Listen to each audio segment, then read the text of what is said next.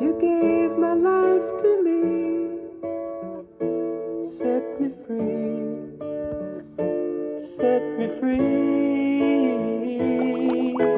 The finest years I ever knew. You know, my understanding of that time and place is that there's a dramatic power imbalance between being male and being female, right? Like one of the prayers that the Pharisees would pray, like, thank God, like, God, thank you that I was born not, and they list off not a Gentile, not this, and not a woman, right? So like there's one of their like fundamental praises is thank you that I was not born a female because they're viewed as a lesser than. And you think of Jesus's teaching on divorce and, like, hey, Moses said that it was okay to give a certificate of divorce and send him away. But I'm telling you this.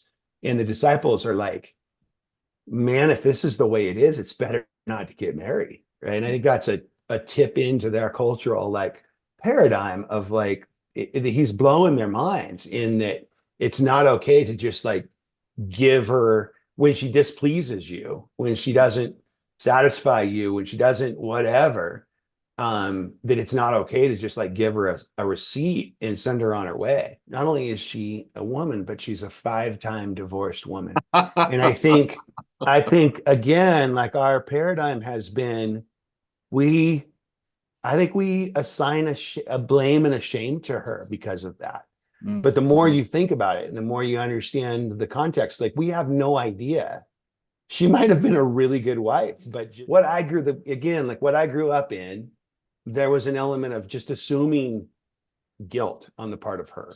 What we need to understand is like she could be given a certificate of divorce for undercooking chicken, right? Like that's She wasn't Liz Parks Taylor. She Parks and wasn't Rec Liz Taylor reference. moving from one guy to the next. No, that's assigning our 21st century culture to her. Like she didn't have that agency. Okay, so you picked this painting by Daniel. Is it Bonnell or Bonnell? Yeah. You always pick people with really hard names to pronounce, and it's called The Woman at the Well. It's a fairly recent painting, 2012. It's got quite a bit of obscurity.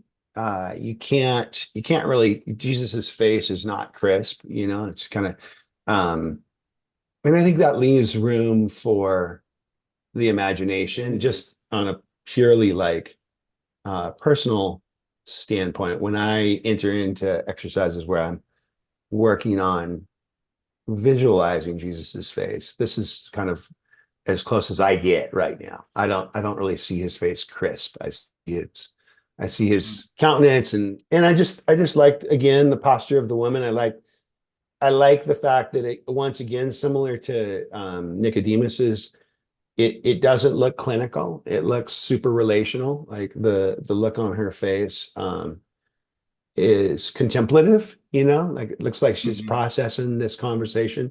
And even though you can't see Jesus's features clearly, what you can see makes me feel like he is also emotionally engaged in the conversation. If you don't mind, let's have you read verses 1, even though that's sort of a introduction to the conversation. And if you go all the way through verse 30. John 4:1. Now Jesus learned that the Pharisees had heard that he was gaining and baptizing more disciples than John, although in fact it was not Jesus who baptized, but his disciples. So he left Judea and went back once more to Galilee. Now he had to go through Samaria. So he came to a town in Samaria called Sychar, near the plot of ground Jacob had given to his son Joseph. Jacob's well was there. And Jesus, tired as he was from the journey, sat down by the well. It was about noon. When a Samaritan woman came to draw water, Jesus said to her, "Will you give me a drink?" His disciples had gone into town to buy food. The Samaritan woman said to him, "You're a Jew, and I'm a Samaritan woman. How can you ask me for a drink?" For Jews do not associate with Samaritans. Jesus answered her, "If you knew the gift of God and who it is that asks you for a drink, you would have asked him, and he would have given you living water." "Sir," the woman said, "you have nothing to draw with, and the well is deep. Where can you get this living water? Are you greater than our father Jacob, who gave us the well and drank from it himself, as did also his sons and his livestock. Jesus answered, everyone who drinks this water will be thirsty again, but whoever drinks the water I give them will never thirst. Indeed, the water I give them will become in them a spring of water, welling up to eternal life. The woman said to him, Sir, give me this water so that I won't get thirsty and have to keep coming here to draw water. He told her, Go tell your husband and come back. I have no husband, she replied.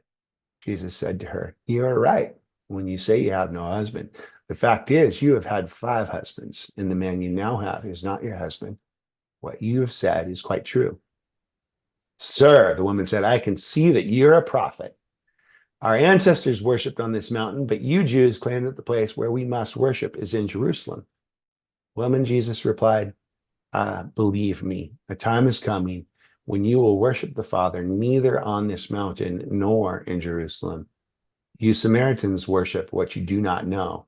We worship what we do know, for salvation is from the Jews.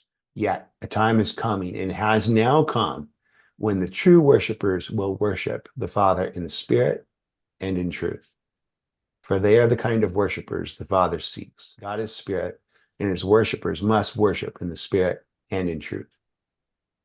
The woman said, I know that the Messiah, called Christ, is coming. When he comes, he will explain everything to us. Jesus declared, I, the one speaking to you, I'm he. Just then his disciples returned and were surprised to find him talking with a woman. But no one asked, What do you want? Or why are you talking with her? Then, leaving her water jar, the woman went back to the town and said to the people, Come, see a man who told me everything I ever did. Could this be the Messiah? They came out of the town and they made their way toward him. Thank you for that. I would be there